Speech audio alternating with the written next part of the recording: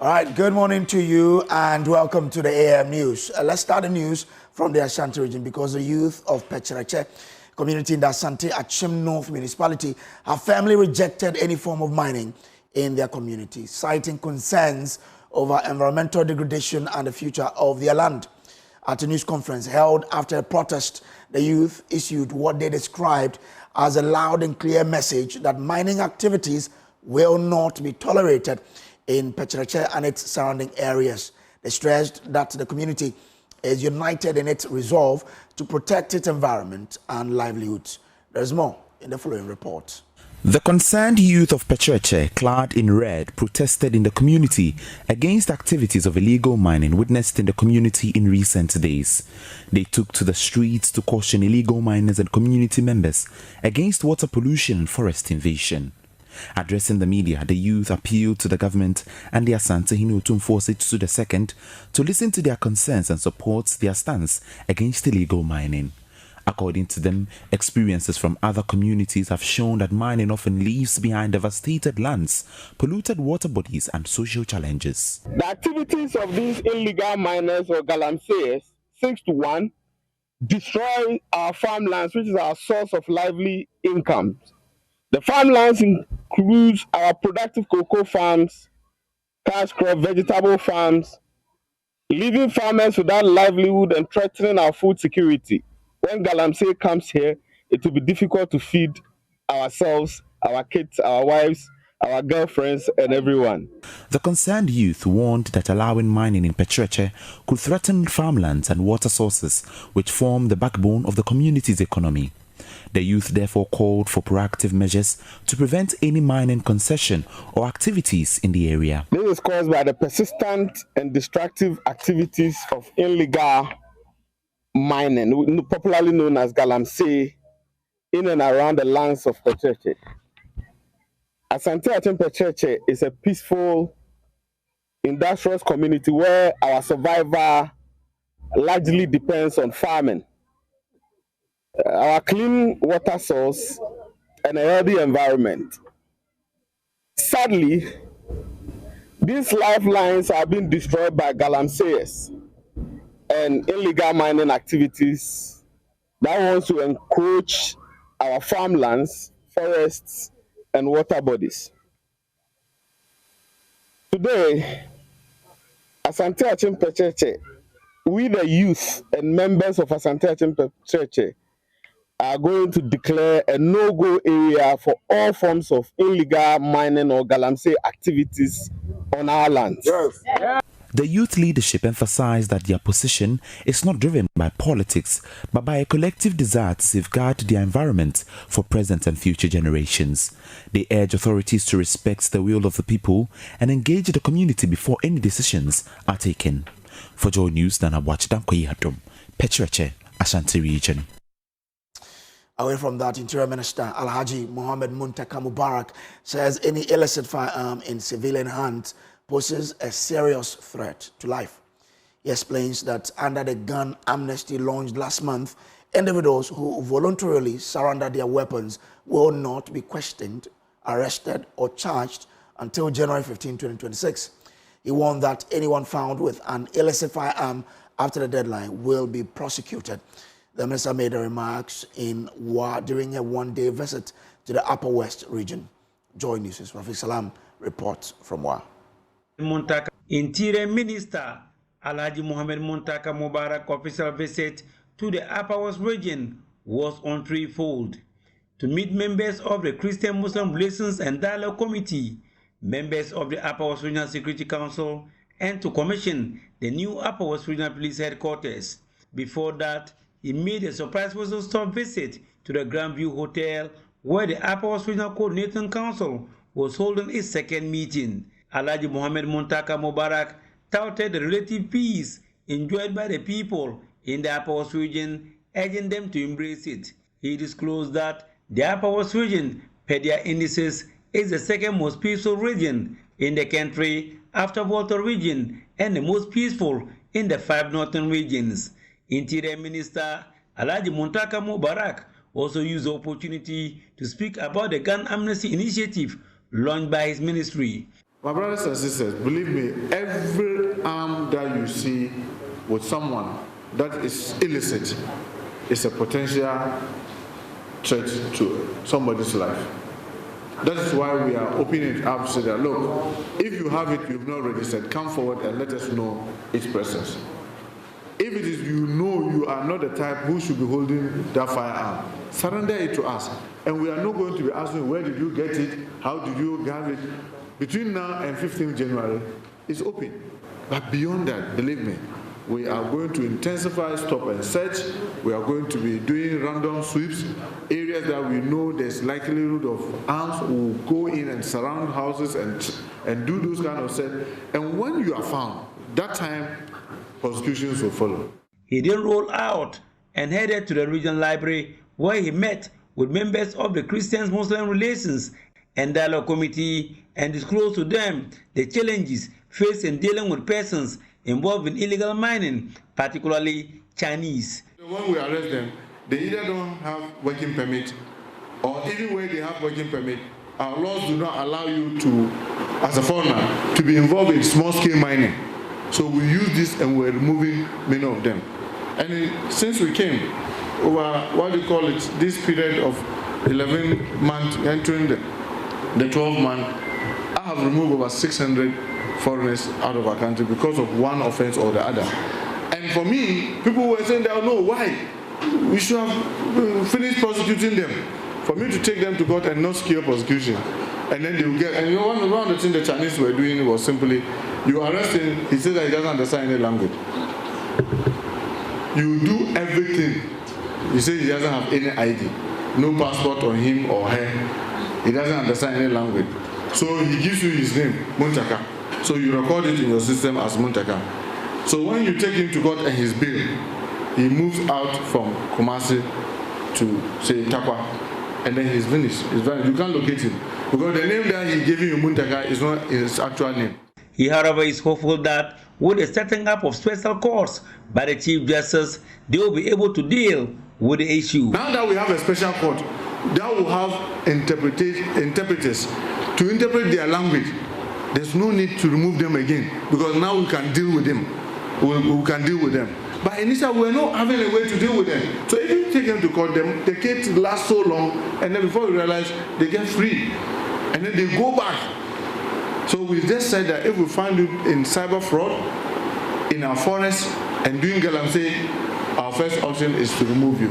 But now, thank God, the Chief Justice is creating a special court, and therefore now we have basis where we can send them because there's a special treatment, special judges that have been allocated by the Chief Justice. So there's the Interior Minister ended his time at the regional library with a meeting with some selected senior officers from the various security agencies. Reporting for Joy News, Rafik Salam. Wow. Well, calls for greater transparency in Ghana's Premix for distribution have intensified after an accountability exercise in 3 Western region coastal communities. For many fisherfolk, it was their first time seeing detailed Premix records publicly shared. The National Premix 4 Secretariat says the pilot will be rolled out nationwide in early 2026, even as concerns over shortages and poor documentation persist. Joy News is in Athalia Konsa reports from Sekondi, New Takrade and Abuesi. For decades, Premix fuel has remained one of the most sensitive commodities in Ghana's fishing industry here in the Western region. Canoe owners and fishmongers say suspicious rumor and secrecy around Premix money have bred mistrust and tension. But for the first time, they are seeing a different approach.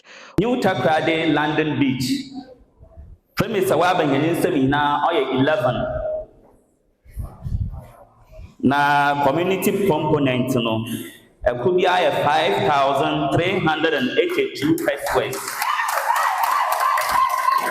What you are looking at is a Premix accountability series community meeting where the communities are required to display their accounts and explain how much Premix came in, how much was sold, how much profit was made, and where that money escaped. This stakeholder engagement is christening the Accounting to the Community series. And it's in relation to the use of the 53 community development funds that is accrued by London Beach committees on behalf of the communities that they represent in receiving and selling premix fuel. So per the law, each of the London Beach committees is supposed to open a bank account and lodge this monies into it. And it has been quite evident today from the meeting that we've had in New Takrady here. The London Beach committee has actually provided us with evidence of the funds that they have deducted. But the Secretariat admits serious challenges remain, including intermittent shortages, liquidity constraints, and weak documentation at various London beaches. Seeing challenges in the space of documentation at the London Beach level, where either information is not accurate, it's incomplete, or in some instances they actually lack some bit of basic capacity in that regard.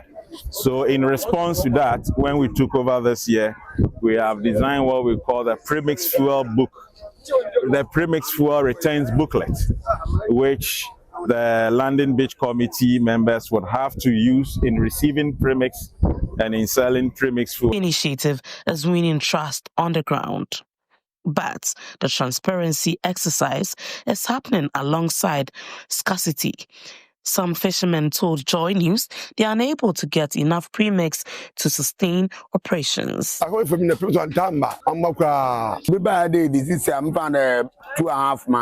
now, the communities are looking ahead to new development projects, deeper trust, and a premix system that works for the people who depend on it the most. Well, away from that, President John Dramani Mahama has cut sword for the commencement of phase 1 of an ambitious housing project in Agbo Kofe in the whole municipality of the Volta region. Dubbed the Oxygen City Community 27, it is designed to feature green corridors, climate-responsive infrastructure, and ensure efficient land use, among others. The project, spearheaded by the Tema Development Corporation under the auspices of the Works and Housing Ministry, is intended to ease the country's housing deficit and drive industrialization. About 1,850 acres of land have been allocated for the construction of the Oxygen City Community 27, a well-planned modern city in Agbo Kofe in the Volta region. The site is strategically located few kilometers from the whole airport along the whole Denu Road. It would feature housing units, an industrial park, health tourism facility, first-class educational facilities, commercial hub, an independent power and water system, among others. President Mahama said the initiative forms part of the government's agenda to address the housing needs of the citizenry. Let me assure you that government remains firmly committed to creating the enabling environment that is necessary for planned, transparent, and sustainable urban development. As part of the reset agenda, we will deepen reforms in housing finance, will strengthen land administration systems, will promote credible public-private partnerships, and will invest strategically in infrastructure to support developments of this nature. Our aim is simple: to ensure that integrated, well-planned communities like Oxygen City become the norm across Ghana and not the exception. The Minister for Works and Housing, Kenneth Gilbert Ejeyi, affirmed his outfit's commitment to cooperating with the relevant agencies to drive development in the housing sector. Oxygen City represents the planned, integrated, and future-ready urban development that Ghana requires as we respond to population growth, economic diversification, and the evolving needs of our citizens. And to a very sad story, a tragic loss linked to water scarcity in the Asin South District has given way to renewed hope with the commissioning of 3 water projects, 7 Asin Nkran, Asin Tomiabra DA Basic School and Asin Nkran Ingresi DA Basic School. The projects, led by Young Visionary Leaders Ghana in partnership with Danish collaborators, will provide clean drinking water, improve health and hygiene, and enhance learning conditions. The YVLG Executive Director and Joy News Impact Maker Awardee Joseph Tete Afangbe says the intervention will significantly boost child welfare and education in the beneficiary communities, and this is a story of hope. They say water is life, and for residents and pupils of Asin Ingresi, Asin Nkran and Asin Domiabra in the Asin South District of the Central Region, that life has been revitalized. Speaking at the commissioning of 3 mechanized water projects by Young Visionary Leaders Ghana and its partners, the executive director of the organization and Joy News Impact Maker Awardee, Joseph Tete Afangbe, recounted the motivation behind the initiative. The essence of the water is to ensure that these children, these young people, these peoples who are, citizens of Ghana also have access to clean drinking water. Once they are having access to, clean drinking water, their academic performance will also improve, their health will also improve, their parents will also have peace of mind to be able to do whatever or economic activity that they are supposed to do. So early this year, we came back to the community to work together with the district assembly, the traditional authorities, to see how best we can partner or collaborate to ensure that we provide the community and then the school clean water. According to him, the availability of potable water will significantly enhance the general welfare of the children. Just a year before we came here, a student was going to fetch water, across the roadside. And that student was knocked down by a car, and the student died at a spot. And so what is life without water? So these children should not be denied, this basic human right. And so that is why we are here, to ensure that no child, no young person died as a result of, clean drinking water. They must all have access to it, so that these children, when they grow, they also know the essence of what we are doing. Then they can also come and take it up from here. And so that is what we are doing. We've been doing this for the past, 10 years. And our organization was also, through my support and my team's support, we also awarded Joy News Impact Makers Award 2025 under the category of WASH. And so we are grateful for that. We are not going to stop, from here, but we're going to work, harder to ensure that every school, every household that are denied access have access going forward. The headmaster of Asin Domiabra Basic School, Saeed Ajeman, underscored the importance of the intervention. I pray that the donors who have been supportive to the Young Visionary Ghana, their partners in Denmark and then any part of the world, we pray that they continue to provide this support so that as we have benefited, others who haven't will also get the opportunity in getting this potable water. Well, time for us to bring you business now. Well, but what a better way to start than to check what's happening to our currency on the currency market.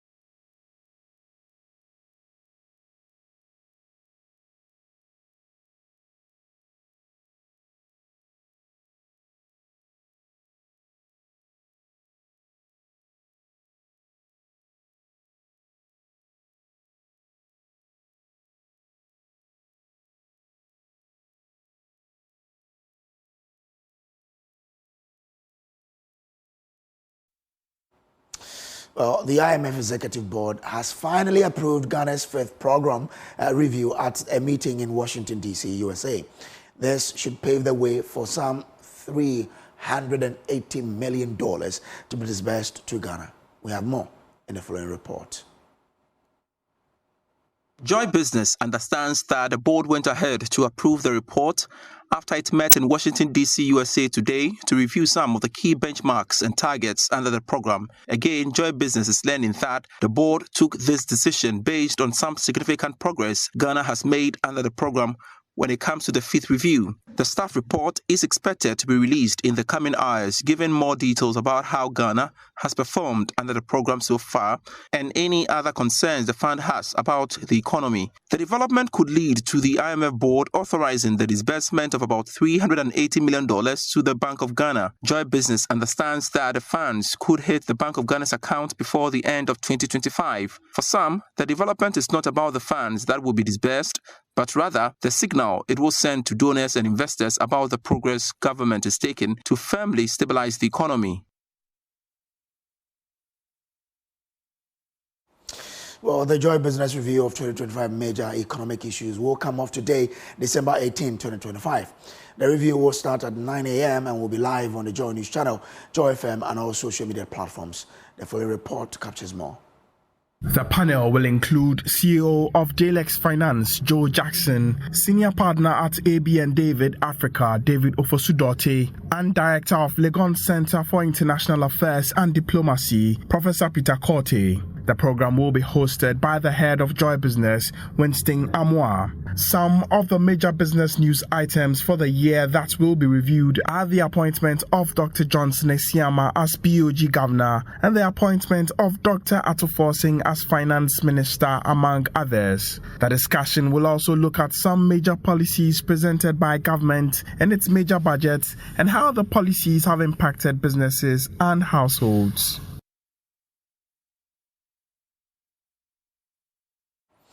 All right, that's how we conclude the news, but we'll leave you with what's happening on the commodities market. After that, we'll bring you the AM Sports. Stay on.